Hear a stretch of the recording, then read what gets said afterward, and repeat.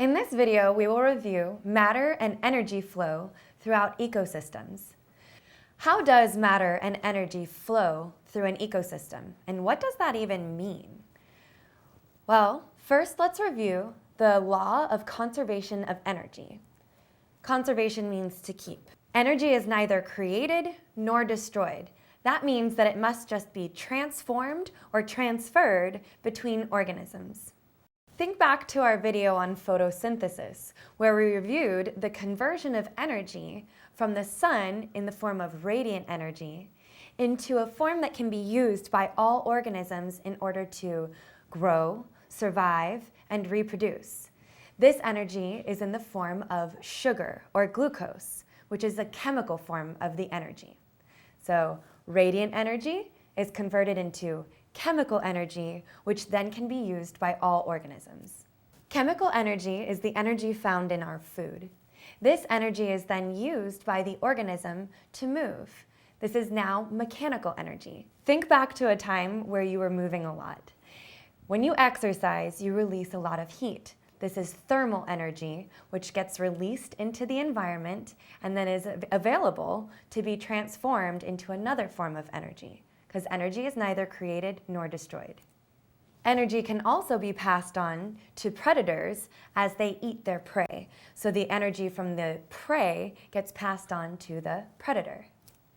Food webs and food chains represent this flow of energy through an ecosystem once the energy from the sunlight is captured and transformed into a sugar that can then be used for the organisms.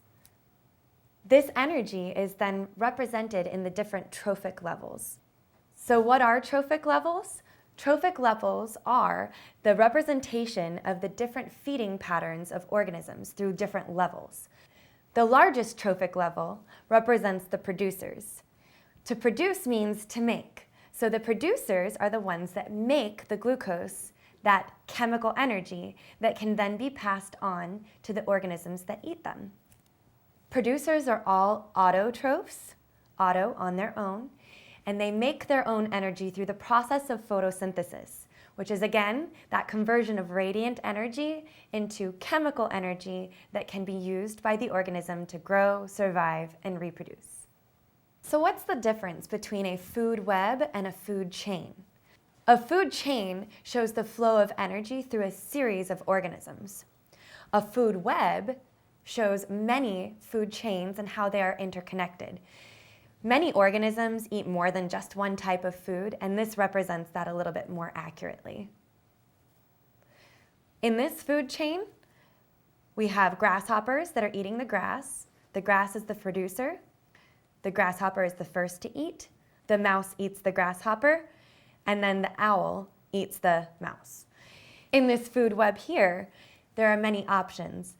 There are different organisms that eat the grass, such as the grasshopper, the rabbit, and the deer, and that also shows all of the different organisms that then in turn eat them. This is a more accurate representation of the flow of energy throughout an ecosystem. So what do the arrows represent? The arrows represent the flow of energy, the energy transfer between organisms. The arrow always points towards the consumer that is eating the organism before it.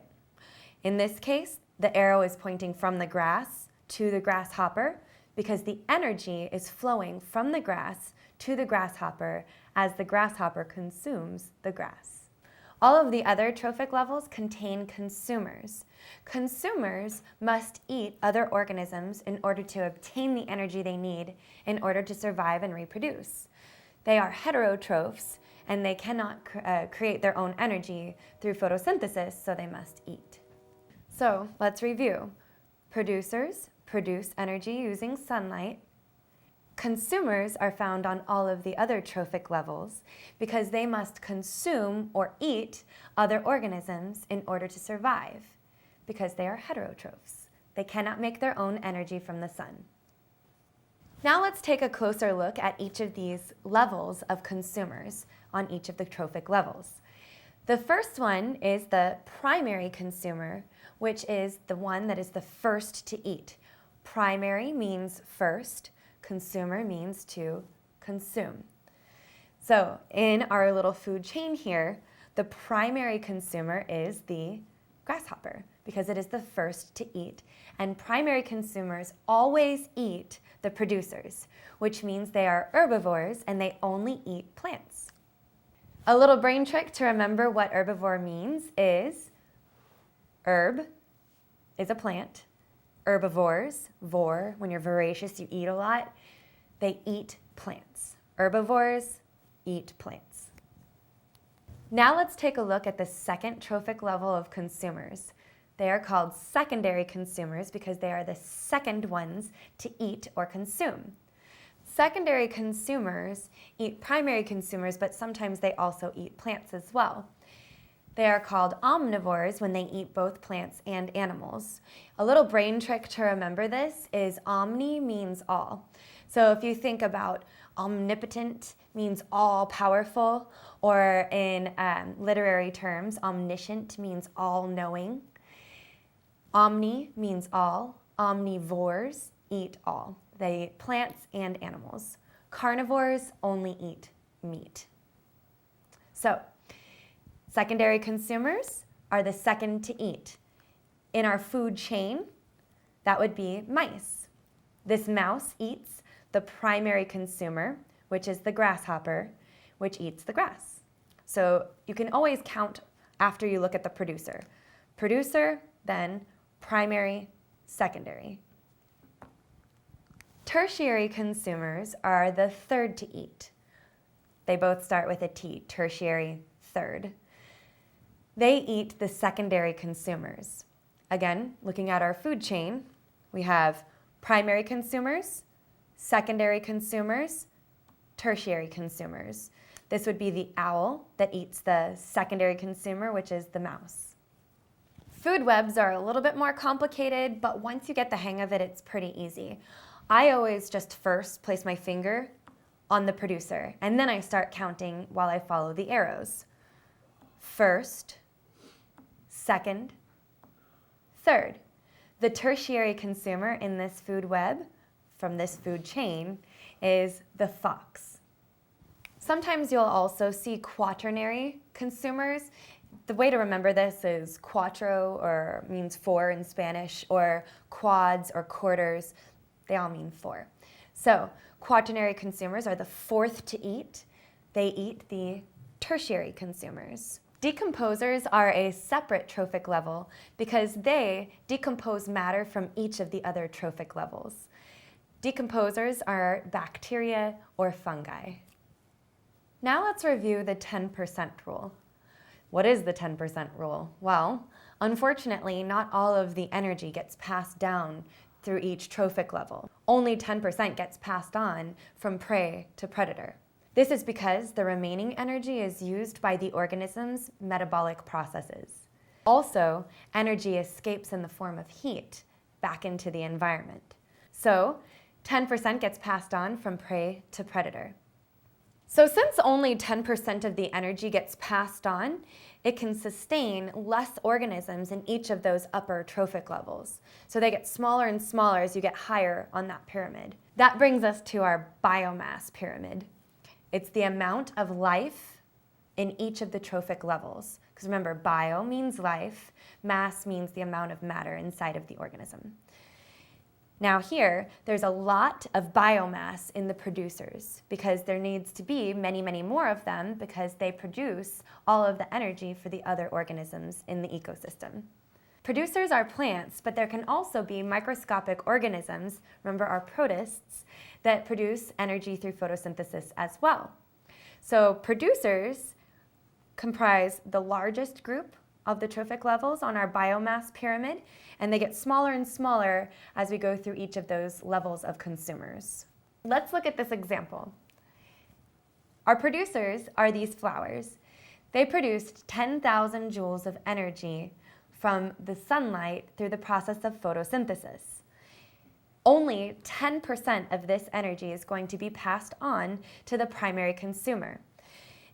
In this example, our primary consumer is the grasshopper. The grasshopper only gets 1,000 joules of energy from that flower. The next trophic level is our secondary consumer. In this case, the mouse. The mouse gets a measly 100 joules from our grasshopper. So it has to eat more of them in order to survive, which means that the ecosystem can sustain less mice than it can grasshoppers. Now, a snake only gets 10% of that energy from the mouse, so it gets less and less and less. Now, 10 joules will be obtained from that mouse, and so that snake must eat more as well. So our tertiary consumers get way less energy. If we look at this, you can draw a little 10% on each of them. And when we think about this from a math perspective, if you take 10% of something, you take away one of the zeros, right? So 10% of 10,000 is 1,000. 10% of 1,000 is 100. 10% of 100 is 10. And if we went even further to a quaternary consumer, they would only get 1 joule, because that 10% of 10 is 1. Now let's do a lab that demonstrates the 10% rule. I have a beaker here with 500 milliliters of water. This represents the amount of energy found inside of our producers or plants. Only 10% of this energy will be passed on to the consumer that eats it first, so the primary consumer. So what is 10% of 500 milliliters? 50 milliliters.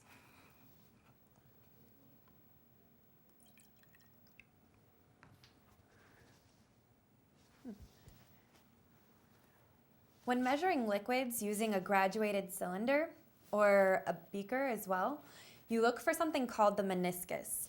The meniscus is a little dip that you always read from the bottom of the meniscus. So if you look on here, the water dips down and you're looking for the lowest point to measure at. So we have 50 milliliters of our liquid that has been passed on from the producer to the consumer when the consumer eats the producer. This next graduated cylinder is going to represent the energy that is transferred from the primary consumer to the secondary consumer when the secondary consumer eats the primary consumer. Remember, only 10% of the energy is passed on from the primary consumer to the secondary consumer. So what is 10% of 50 milliliters? 5.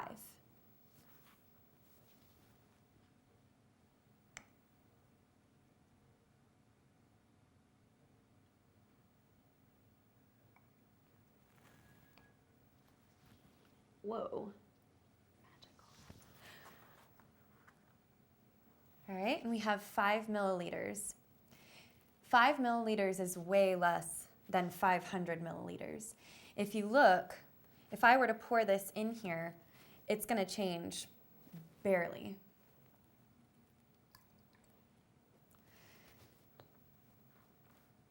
So producers contain the most energy. Primary consumers receive 10% of that energy, and then 10% of the primary consumer's energy gets passed on to the secondary consumer. This energy transfer can be represented in a couple different forms. We have ecological pyramids and we have energy pyramids. Energy pyramids focus on the energy transferred between each of the trophic levels, like this one. Ecological pyramids focus a little bit more on the organisms within each of those trophic levels and what they eat. Ecological pyramids represent the biomass in each of the trophic levels, how many organisms are found there. There is much more biomass in the producer's trophic level than in the tertiary consumer's trophic level. Producers such as grass and flowers are going to be found in much higher levels, or algae. Herbivores are found on the primary consumer's level. The secondary consumers are going to be carnivores and some omnivores. And the tertiary consumers are going to be carnivores as well. Don't get confused if you see first trophic level being called the producers and the second trophic level being called the primary consumers. Primary consumers are found on the second trophic level. They're the first to eat, but they are the second form of energy. Also, notice that decomposers are out here on their own because they consume or get energy from each of the different trophic levels, because all organisms need to die and all organisms are decomposed once they die. Thank you for watching. Please make sure to review the materials in the resource folder so that you can master this content. Remember, practice makes perfect.